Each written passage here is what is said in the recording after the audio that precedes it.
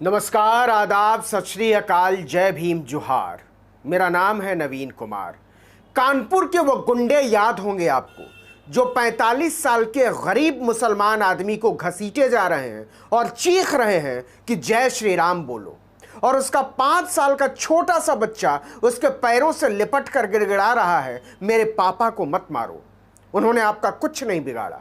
उन गुंडों के कहने पर वो आदमी जय श्री राम का नारा लगाता भी रहता है, लेकिन हिंदुत्व के वो घिनौने चेहरे अपनी घिनौनी हरकत से बाज नहीं आते। भारी दबाव के बाद उत्तर प्रदेश की पुलिस ने इंसानियत के उन 3 गुद्धों को पकड़ा, लेकिन आज की कहानी ये नहीं है। आज की कहानी ये है कि 24 घंटे के भीतर उन तीनों गुंडों को पुलिस ने छोड़ भी दिया। आपको यह जानकर हैरानी होगी कि कानपुर पुलिस की हिम्मत तक नहीं हुई उन्हें गिरफ्तार करने की। कानपुर के पुलिस कमिश्नर असीम कुमार अरुण ने बाकायदा एक बयान जारी किया था कि हमने तीनों आरोपियों को गिरफ्तार किया है, लेकिन अगले ही दिन additional police commissioner Anil Kumar उन लफंगों की शान में एक अलग बयान जारी करते हैं कि हमने तीनों को बृहस्पतिवार को हिरासत में लिया था और शुक्रवार को छोड़ दिया, मतलब गिरफ्तार नहीं किया था।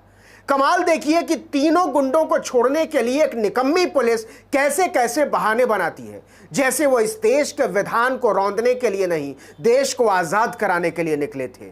गुंडे तीनों को छोड़ते हुए एडिशनल कमिश्नर ने कहा कि अपराध जमानती होने पर आरोपियों को गिरफ्तार नहीं किया जा सकता, और अगर हम उन्हें हिरासत में लेते हैं तो उन्हें पुलिस थाने से ही छोड़ दिया जाए।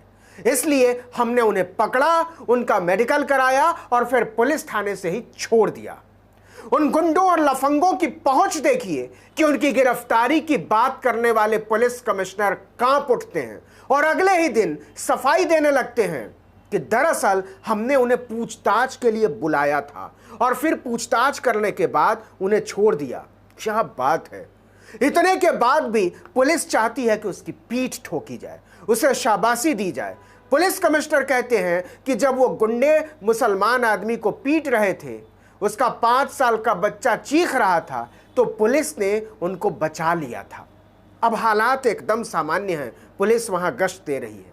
देखिए कि अब हिंदुत्व की वो बदनुमा दाग अजय राजेश उर्फ बैंड वाला, अमन गुप्ता और राहुल कुमार आजाद घूम रहा है। अब जरा पुलिस की मासूमियत की वजह भी सुन लीजिए।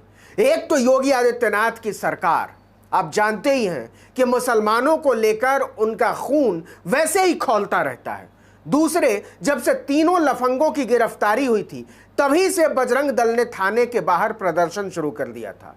उन गुंडों के साथियों ने डीसीपी ऑफिस को घेर लिया था कि हमारे साथियों को छोड़ो। जो गुंडे बच्चों तक की चीखों से नहीं पिघलते, उनके यार पुलिस थाने के बाहर जय श्री राम और वंदे मातरम के नारे बुलंद कर रहे थे। मतलब इंतहा यह है कि इस देश में आप कफील खान को बिना किसी गुनाह के महीनों महीनों जेल में सड़ा देते हैं। जानवर मारने के आरोप में गरीब मुसलमानों को रासूका में बंद कर देते हैं और वो कहीं सुनवाई नहीं होती उनकी। इसी देश में 82 साल के एक आदमी को बिना कसूर के हिरासत में ही मर जाने पर मजबूर किया गया।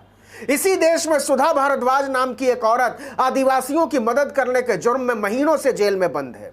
इसी देश में गौतम नौलखा नाम का एक ज़हीन पत्रकार सच लिखने के जुर्म में सलाखों के पीछे है। लेकिन खुलेआम कैमरे पर इस देश के 18 करोड़ लोगों को भयभीत करने, मार देने, काट देने और खत्म कर देने की धमकी देने वाले 24 घंटे में छूट जाते हैं। अहमद और उनका 5 साल का बच्चा क्या कभी इस सदमे से उबर पाएगा? आपका जवाब आप जाने, लेकिन मेरा जवाब है नहीं, कभी नहीं। जो हालात हैं, जिस राजनीति का परचम लहराया जा रहा है, उसकी बुनियादी जरूरत है नफरत, उसकी बुनियादी जरूरत है बेकारी, उसकी बुनियादी जरूरत है अराजकता और लफंगापन। इसके बिना वो राजनीति नहीं चल सकती।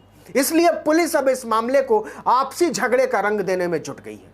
कानपुर दक्षिण की डीसीपी रवीना त्यागी अहमद और उनके बच्चे से मिलने गई थी, और अब पुलिस कह रही है कि हमलावरों की अहमद के परिवार के साथ महीने भर पुरानी रंजिश थी।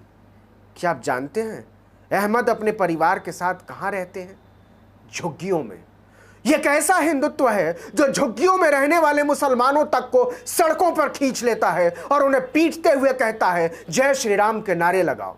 यह कैसा हिंदुत्व है जो 5 साल के बच्चों में उतरी हुई दहशत पर ठहाके लगाता है? यह कैसा हिंदुत्व है जो इंसानियत की छाती में त्रिशूल भोंककर मजे लेता है? अगर यही हिंदुत्व है और यही है रामराज, तो यह बर्बर है, घिनौना है, डरावना है। अगर आज खुद श्री राम भी होते तो कहते ऐसे गंदे और घटिया लोगों से धरती और मनुष्यता को मुक्त करने की जरूरत है।